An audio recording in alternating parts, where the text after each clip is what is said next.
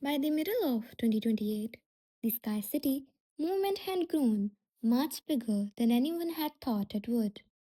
What began as Haven 1 had grown into a network of 12 working cities that float at different heights and latitudes around the world. Sarah stood on the observation deck of Haven 1, which was now her permanent home. She could see the lights of Haven 6 twinkling 40 miles to the west.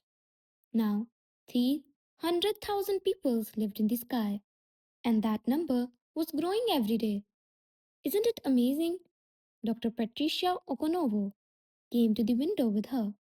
6 months before, Patricia had moved to Haven 1 to learn about how people interact with each other in sky cities. 2 years ago, this was just a manifesto written in a coffee shop by an angry person. Now it's a society, a civilization the council said we'd never reach. Sarah said, her voice full of satisfaction. The council had stayed quiet. They haven't sent a single message since their first review. But Sarah was aware that they were watching. Everyone knew they were being watched. Life in the sky cities had changed into something one of a kind, a mix of best parts of human culture and the needs of their strange surroundings. Sarah's job had changed from planner to cultural architect, and she was now helping to shape the social fabric of this new world. The relationship with nature was the most different from life on Earth. In the sky cities, nature wasn't something you went to see outside, it was a part of daily life. The green heart at Haven's One Center had become a beautiful ecosystem. Sarah walked through it every day, along with the thousands of other people who used it as a park, a place to meditate, and a place to meet people. It was 3 stories high and covered 2 acres, and it had more than 10,000 kinds of plants in it. Marcus Williams, who is now 19 and studying environmental engineering at Havens One University, had become the Green Heart's unofficial spokesperson. Sarah saw him there one afternoon when he was giving a tour to new arrivals. Marcus was talking to a group of wide eyed newcomers when he said, people ask me what it's like to live in an artificial habitat. But look around. What is fake about this? These trees, plants, and butterflies are all real. Yes, people made this environment. But isn't that what we've already done? This is how cities on Earth are built. The difference is that we did it on purpose, with thought, and in harmony with the life we share space with. He pointed to a huge oak tree with branches that spread out. That tree is 4 years old. That's not possible, is it? It takes a long time for oak trees to grow, but growth rates are faster up here because the environment is controlled and has the right nutrients, water, and light.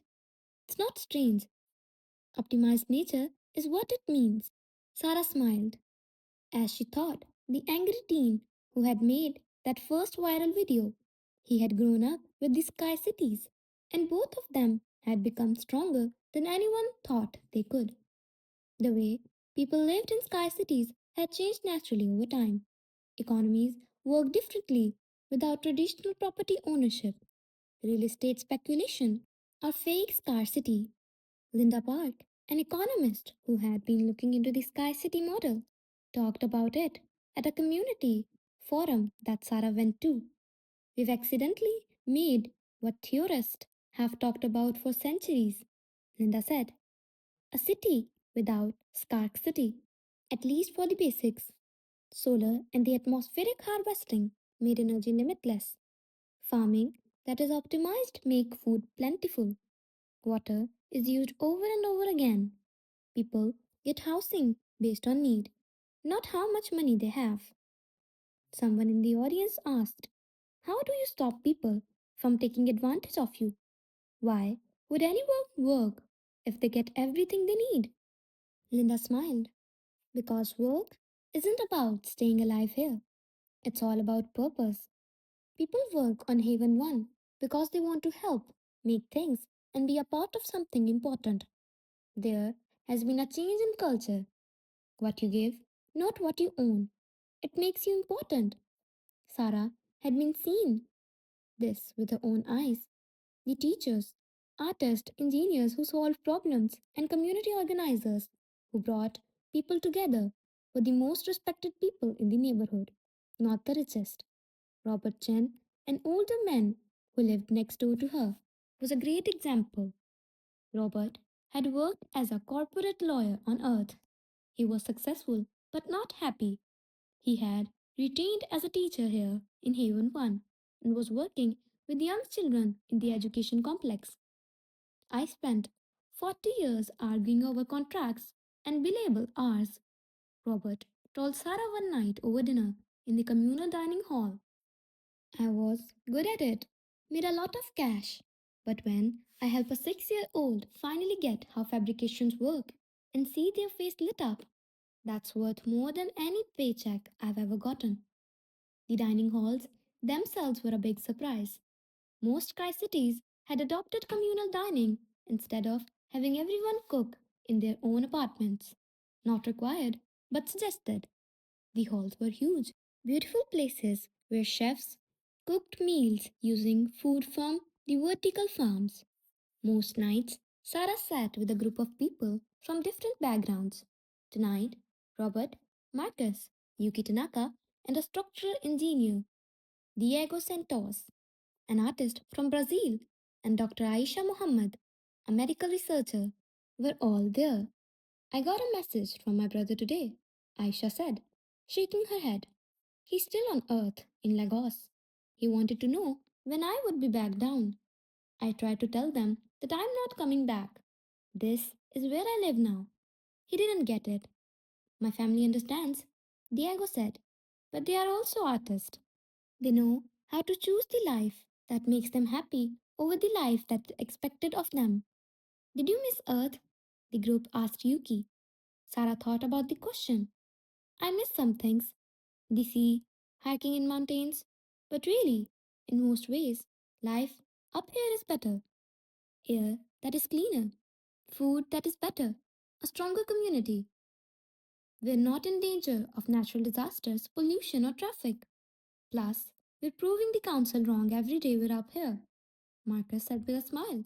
That's very satisfying. The hospitals and clinics in the Sky City had gotten much better than expected. Dr. James Chen, who had switched from physics to medical research, had made an interesting discovery.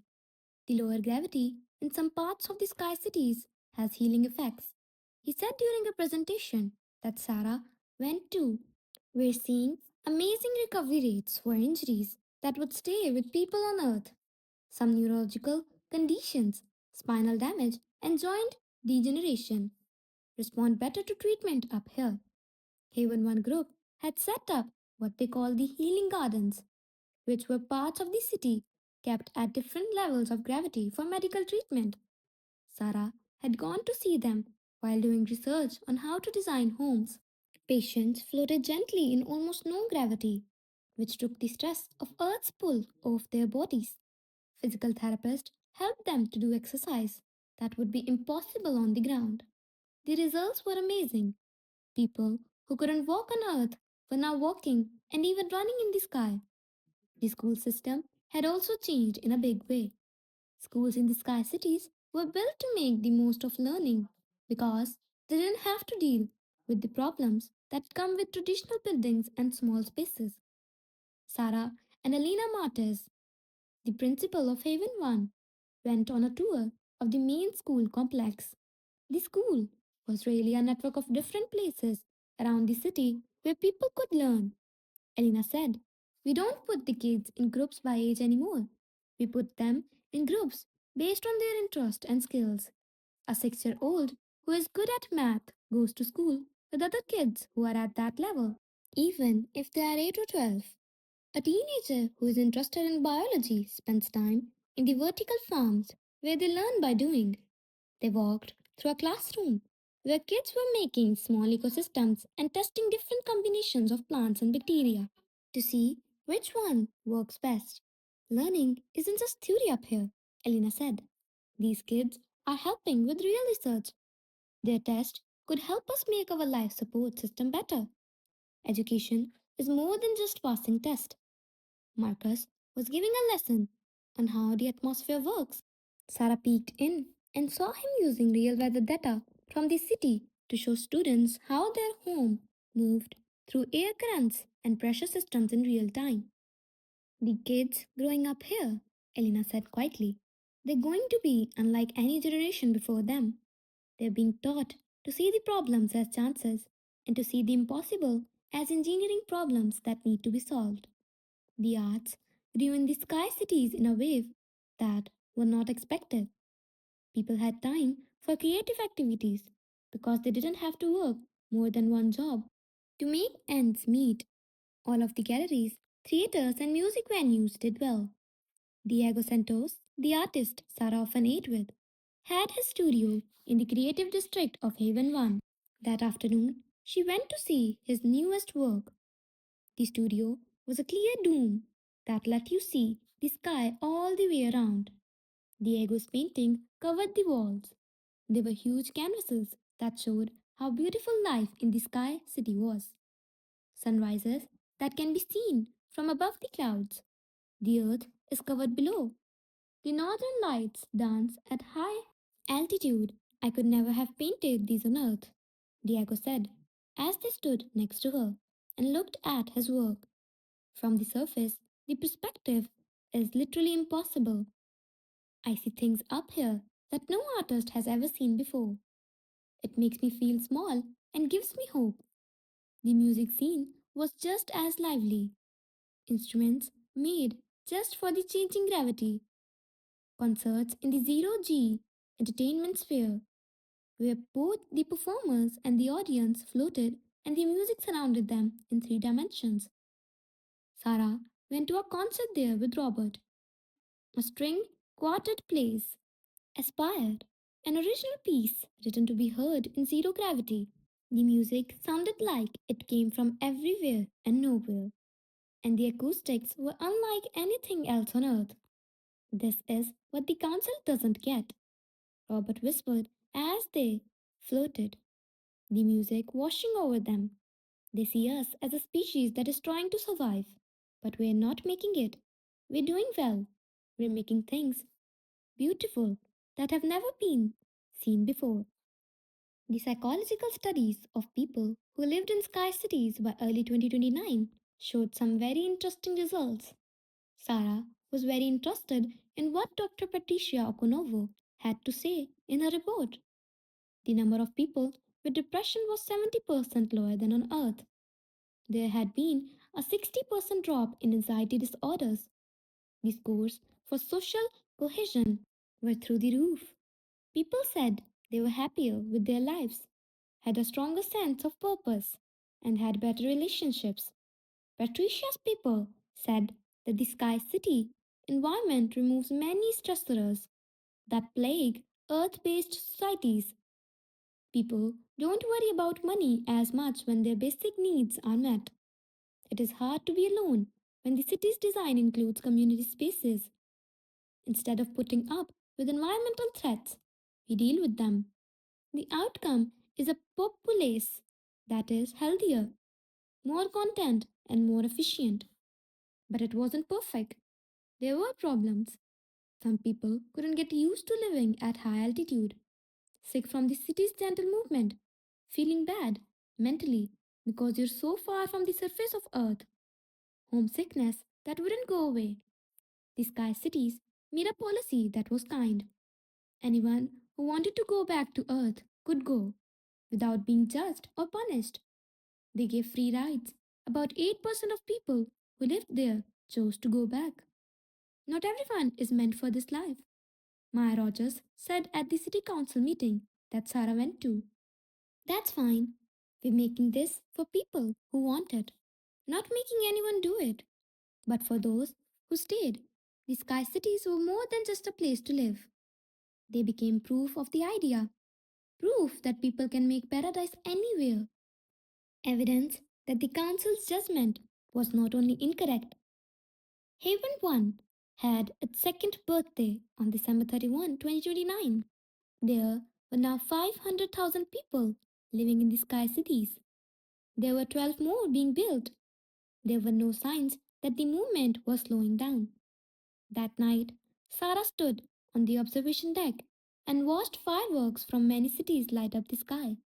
The surface of Earth below sparkled with its own celebrations. The stars shone bright and clear above. Marcus, who was now 20 and about to graduate with his degree, joined her. You know what's funny? He said as he watched the fireworks.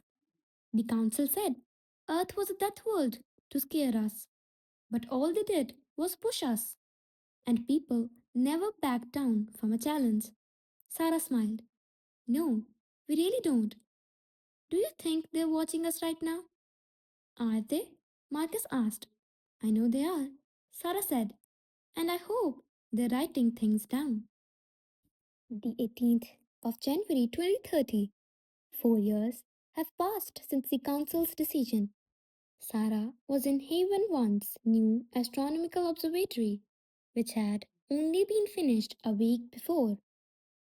The observation deck had a clear view of space, unlike Earth based telescopes, which had problems with atmospheric distortion. Kenji Yamato, director of the facility, was giving Sarah a private tour. We've been picking up strange energy signatures, he said as he pulled up displays on the holographic screens. Very faint, very far away, but definitely not natural. We believe that the Council has cameras set up all over our solar system, Sarah said. They're still watching us. It wasn't a question. Oh, they're definitely watching us. And if our math is right, they're probably very confused right now. Kenji brought up the long range scans that showed dozens of bright spots in the orbits. The cities in the sky shone like jewels around their home planet. Kenji went on. When they left 4 years ago, they thought they would come back to a civilization that was lying. We've made this instead. I'd love to see how they look. The observatory's communication system went off with urgent alerts, as if the conversation had called them. Dr. Yamato, one of the technicians, yelled, We're getting message. The same energy signature as the council's first message. Sarah's heart raced. Are they back? Not in person, the technician said, but they're on the air. And it's for all of us.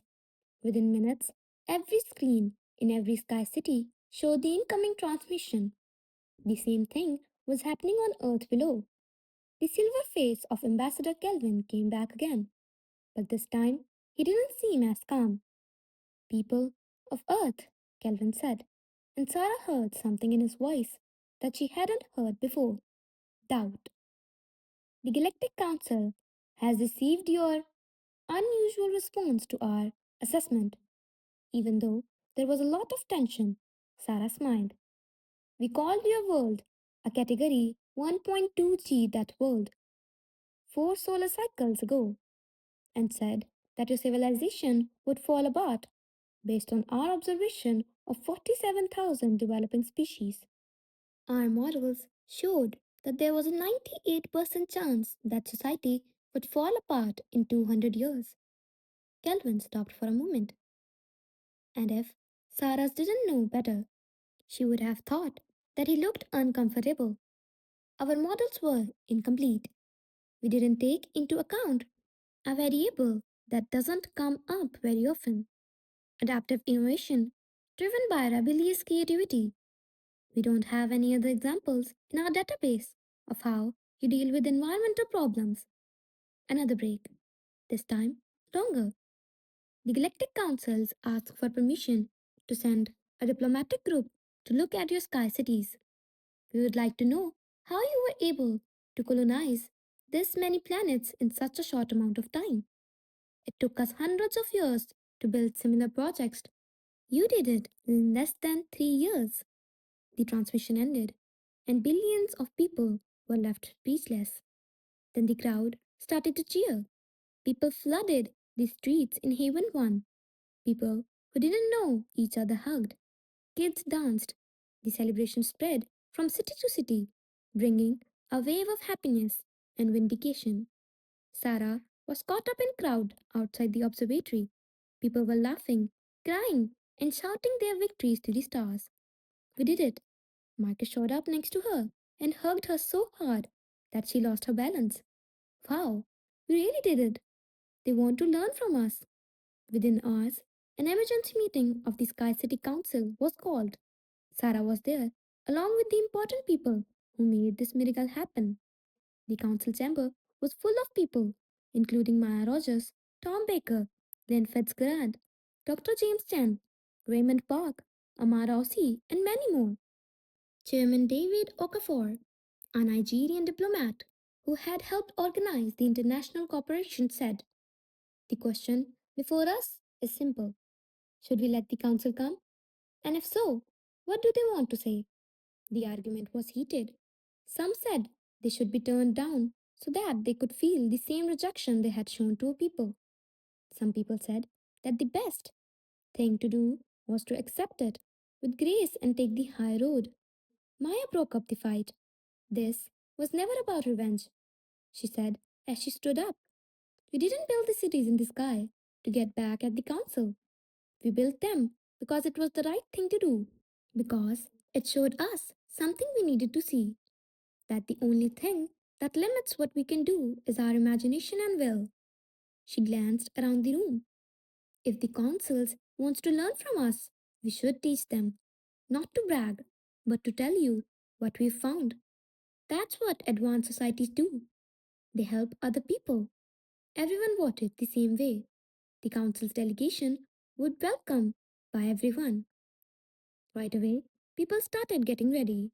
If the council came, people would show them what they had built, not just the building, but also the people, the culture, and the way of life that thrived in the city. Sarah was put in charge of welcoming committee, which was in charge of planning the delegation's tour. She threw herself into the work, determined to show not only the amazing engineering, but also the people who made it happen. The council ship got there 3 months later, in April 2030. It came down from space with technology so advanced that it made all the humanity's achievement look simple by comparison. But Sarah didn't feel less than. They had different technologies, but they were both creative. Ambassador Kelvin was in charge of a group of 12 council members, each from a different species and with a different area of expertise. Chairman Okafor, Maya, and Sarah greeted them at Haven 1, along with a group of children from City School who were there to honor them. Kelvin got off the ship, and the sun shining through the Sky City atmospheric shields made his silver skin shine. He looked at the gardens, the buildings, and the people, and Sarah could see that he was really surprised. "This is not we expected," he said. "Good," Maya said with a smile. "We're good at going above and beyond." The tour took 3 days. Sarah showed the delegation around every part of the city in the Sky City. They showed them the atmospheric processors, and the engineers from the council were amazed at how well the design worked. One of them said, "We've been harvesting material from the atmosphere for thousands of years, but never with this much integration. Your systems are very well designed." They went to see the vertical farms, where council biologists were amazed by how fast things grew and how much they produced. One person asked, "How do you stop ecological collapse with so much biodiversity?" Lynn Fitzgerald replied, "We don't. We accept it. The system takes care of it itself. Its strength is its diversity, not its weakness." They watched classes in school, where council teachers watched kids solve problems in real time, using what they had learned in class to deal with real life problems.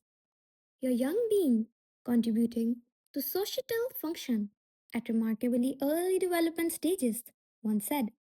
"Because we give them meaningful work," Elena Martinez replied. "Kids aren't just learning for the sake of learning. They're learning how to be active members of their community right now." But the green heart seemed to have the biggest effect on them. Sarah led them through the 3-story forest at the heart of Haven 1. She watched as council members of different species reached out to touch the plants, breathe the air, and see the living ecosystem. Kelvin said softly, "We have biological habitats on our worlds, but we keep living areas and natural preservers very separate from each other. We have never thought about putting them together so completely." "Why do you want to separate them?" Sarah asked. "We're not separate from nature. We're a part of it." That was one of the problems with Earth, in fact. We never thought of nature as something to work with. We always thought of it as something to conquer or protect. A young member of the council, whose species Sarah didn't know, spoke up. "Can I ask you something personal?" "Of course." "Are you happy here? Living in what is basically an artificial environment, away from the surface of your planet?" Sarah smiled and thought about to respond. "I'm happier than I've ever been. And I don't think this is fake. Yes, people made it and built it. But people also made cities on Earth. The difference is that we designed with intention, purpose, and harmony here. This is not a separation from nature. It's the evolution of our relationship with it." The council delegation asked to meet with the leaders of humanity in private on third day. Maya told Sarah about the conversation later, but Sarah wasn't there. Kelvin said he was sorry in a formal way. Maya said, still looking shocked. On behalf of the whole Galactic Council, he said that their evaluation was based on a small amount of information and cultural assumptions. They thought that any species on a world with a lot of gravity would only be interested in staying alive and wouldn't be able to make advanced technology or complicated social structures. And and we showed them they were completely wrong. He said that in order for humanity to reach its goal, they will need to change their whole classification system. They have labeled dozens of other worlds as death worlds, but they might actually have thriving civilizations if they were given a chance. Sarah felt a rush of pride, not just for people, but also for all the possible civilizations that might now get a fair look. Maya went on. "There's more. They have offered us full membership in the Galactic Council, not as species on probation, and not as developing world. Full membership means having all the rights and duties that come with it." "What did we talk about?" Maya smiled. "Chairman Okafor told them we would have to vote on it. It takes time to make a democracy." Calvin looked confused and said that the most species let their leaders make their choices. Okafor said that people don't work that way. Everyone has a say if we're joining a galactic community. 2 weeks later, the vote took place. Everyone over the age of 16, whether they lived on Earth or in the sky cities, got to vote. The question was simple: should all of the humanity join the Galactic Council? The results were very clear. 87% agreed. Haven 1 was the site of the official ceremony. Delegates from all the sky cities and Earth nations were there. The council sent a group of 100 people from different species. Sarah watched from the observation deck as Chairman Okafor signed the agreement, which made humanity a full member of the galactic community. Okafor said in his speech, "4 years ago, we were told that our home was a death world. We were told that our kind was going to die out. We were judged, put into groups, and sent away. But people have never been good at accepting that other people can limit our potential." He pointed to the windows, where you could see a dozen sky cities glowing in the distance. "We didn't build these cities to leave Earth. We built them to make what it means to be a human bigger. We showed that problem can be good things, that limits are calls to come up with the new ideas, that the only world of death is one where imagination dies." He looked at Ambassador Kelvin. "We accept your offer to become a member, not as students looking for help or children needing protection, but as equal who bring our own unique point of view to the galactic community. We hope you're ready for us." The applause was loud that it hurt. That night, Sarah stood in her apartment and looked out at the stars above the earth below. "Hey, Dr. Mitchell," said Marcus in a message that came through her on a tablet. I just got into the Galactic Institute of Technology. It looks like they want to learn about new engineering ideas on Earth. I will be the first person to go. Isn't that crazy? 4 years ago, I was just a mad kid making videos. Now, I'm going to speak for all of the humanity in Galaxy. Sarah wiped away her tears as she thought about how much they had done. They had changed a verdict of doom into a declaration of victory. They had turned a world of death into a world of heaven. They had turned the biggest problem facing humanity into their best work. The Galactic Council had tried to set limits on what humans could do. People had answered by showing that there weren't any, and in the vast universe, on worlds that the Council had given up on, being too hard to live on, other species were looking up at their own hard skies and thinking, if humans can do it, maybe we can too. The cities in the sky kept getting bigger. People kept growing, building, and dreaming, and the galaxy would never again think they were weak.